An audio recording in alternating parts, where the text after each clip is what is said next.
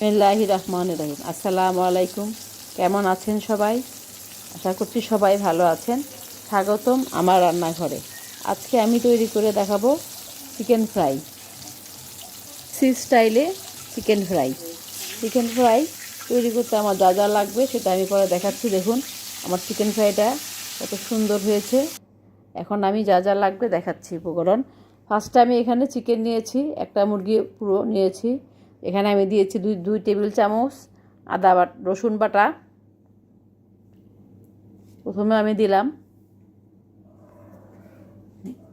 1.5 table চামচ আদা বাটা।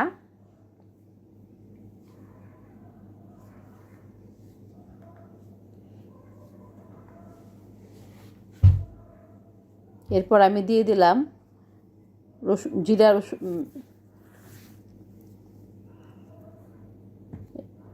ধনে জিরার গুঁড়া 2 টেবিল চামচ, 1 চামচ লাল মরিচের গুঁড়া,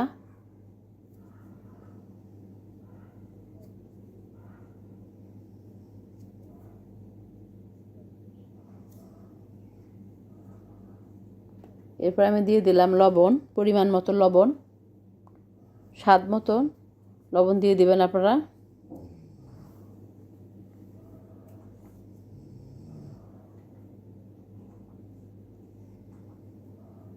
এখন আমি দিয়ে দিচ্ছি সয়া সস, 2 টেবিল চামচ সয়া সস। যেহেতু আমার মুরগিটা একটু বড় ছিল সেজন্য আমি 2 টেবিল চামচ সয়া সস দিলাম।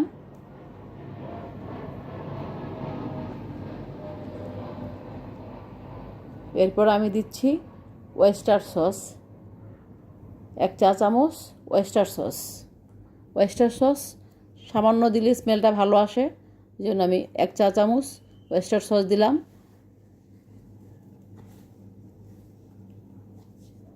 এরপরে দিয়ে দিলাম 2 টেবিল চামচ টমেটো সস।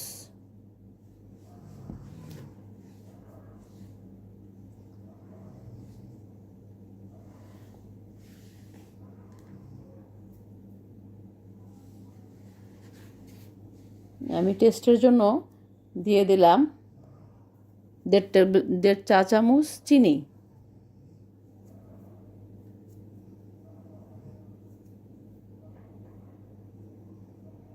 এখন আমি দিয়ে দেব 1 টেবিল চামচ ভিনেগার।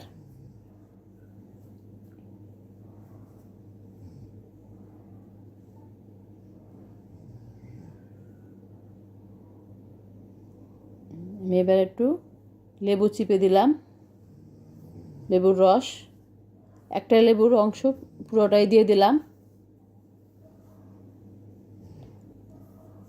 দিয়ে এগুলোকে আমি অনেকক্ষণ সব মেখে রেখে 3-4 ঘন্টা ম্যারিনেট করে রাখবো যতক্ষণ। এখন আমি দিয়ে দিলাম গোলমরিচ এবং প্লাস দারচিনি এলাচের গুঁড়া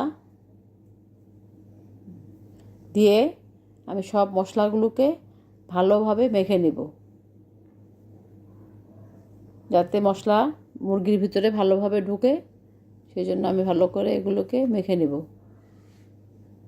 মেখে মুরগিটাকে এভাবে আমি 4-5 ঘন্টা রেখে দেব।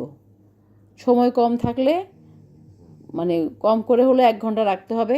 যদি 4-5 ঘন্টা রেখে দেয় এভাবে মেখে, তাহলে মশলা মুরগির ভিতরে ভালোভাবে ঢুকবে এবং টেস্টটা ভালো হবে। সেই জন্য আমি এটাকে 4-5 ঘন্টা এভাবে ম্যারিনেট করে রেখে দেব। তো ম্যারিনেট করার পর মশলা মাখার পরে এই যে এইভাবে হবে, এরকম হবে কালারটা।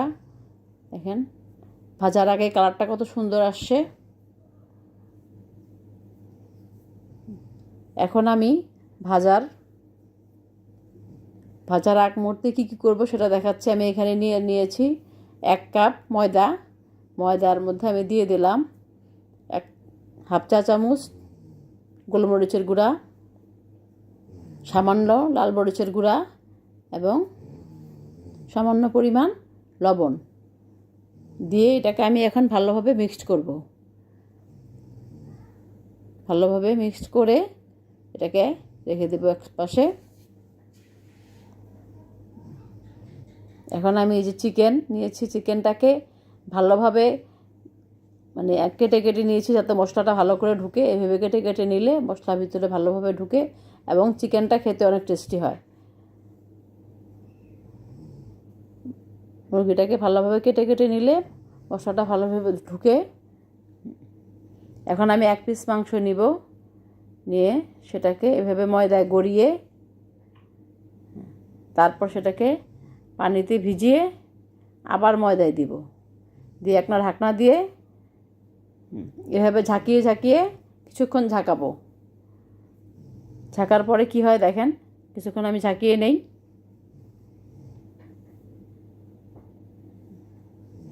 এভাবে 7-8 বার ঝাঁকিয়ে নিব।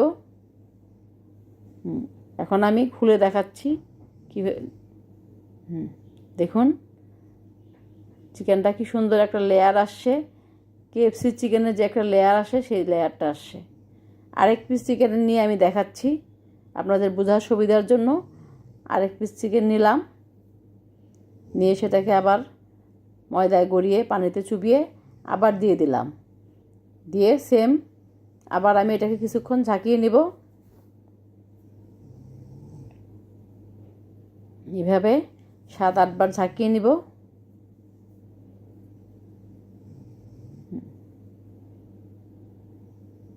তো এভাবে কিছুক্ষণ ঝাঁকাবো।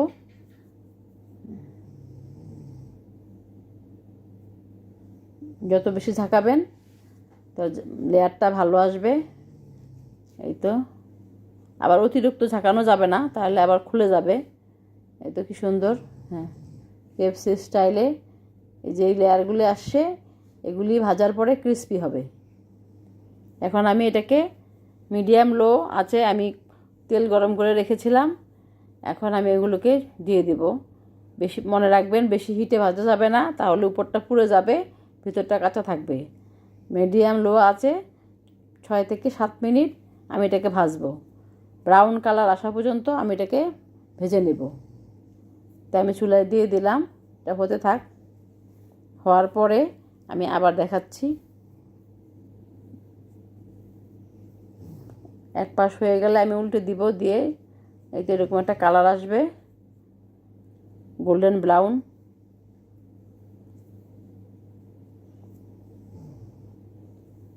গোল্ডেন ব্রাউন কালার হলে নামিয়ে নিতে হবে, কারণ বেশিক্ষণ ঠান্ডা হওয়ার পরে আবার এটা বেশি আরেকটু কালার আসে, এই জন্য একটু গোল্ডেন ব্রাউন থাকতে নামাতে হবে। বেশি লালচে করে নামানো যাবে না, তাহলে আবার কালো হয়ে যাবে চিকেনটা। আমার চিকেনটা ভাজা প্রায় শেষ।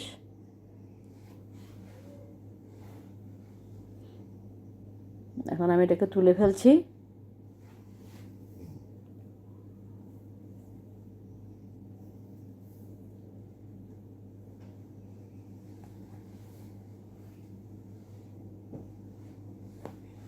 হয়ে গেল আমার চিকেন ফ্রাই, কেএফসি স্টাইলে চিকেন ফ্রাই।